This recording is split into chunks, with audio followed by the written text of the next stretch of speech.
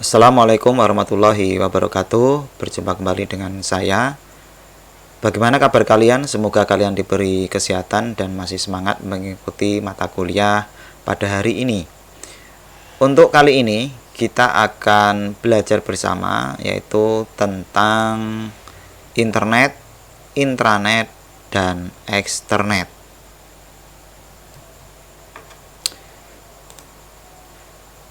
Jadi yang pertama kali kita akan pelajari adalah tentang sejarah dari internet. Jadi pada tahun 1979 itu berdirilah yang disebut dengan nama Advanced Research Project Agency Network atau disingkat dengan ARPANET. Jadi tujuan dari ARPANET ini adalah untuk memfasilitasi keperluan militer pada waktu itu.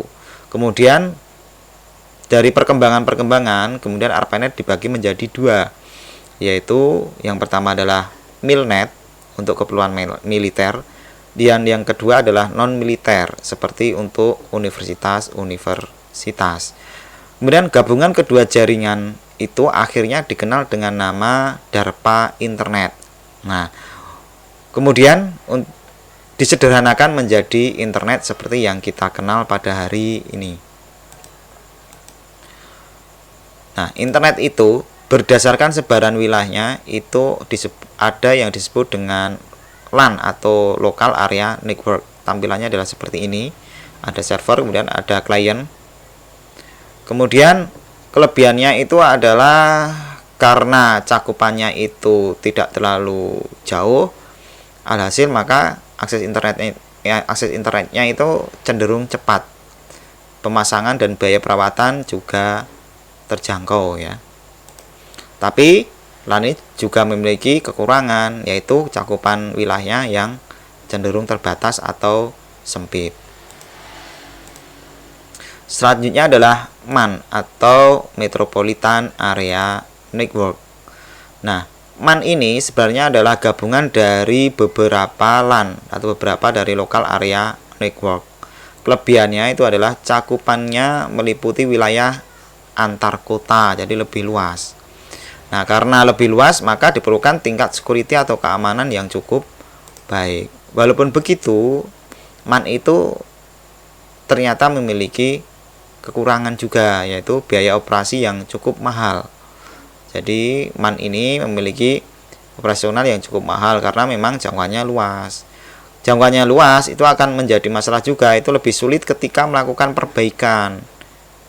Nah, kalaupun bisa diperbaiki akan lebih lama karena jangkauannya luas tadi ya.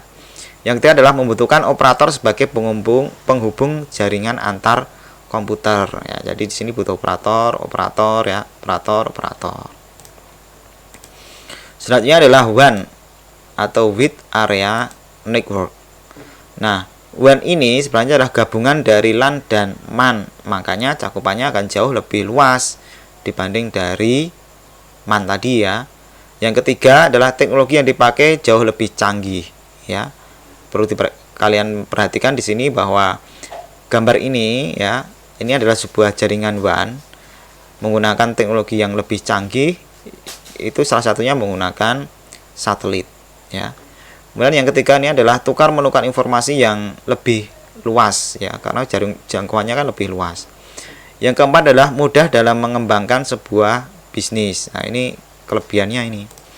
Kemudian ternyata WAN itu tetap memiliki kekurangan, yaitu yang pertama adalah mahalnya biaya pemasangan dan perawatan karena terlalu luas ya. Apalagi kalau satelitnya rusak, nah itu lebih mahal lagi itu biaya penggantiannya. Bahkan untuk merawat satelit kan mahal. Yang kedua adalah lebih rentan dalam pencurian data. Dikarenakan apa? Karena tukar menukar informasi yang lebih luas, alhasil usernya kan banyak. Kalau usernya banyak berarti ya banyak data yang bisa diambil di situ ya.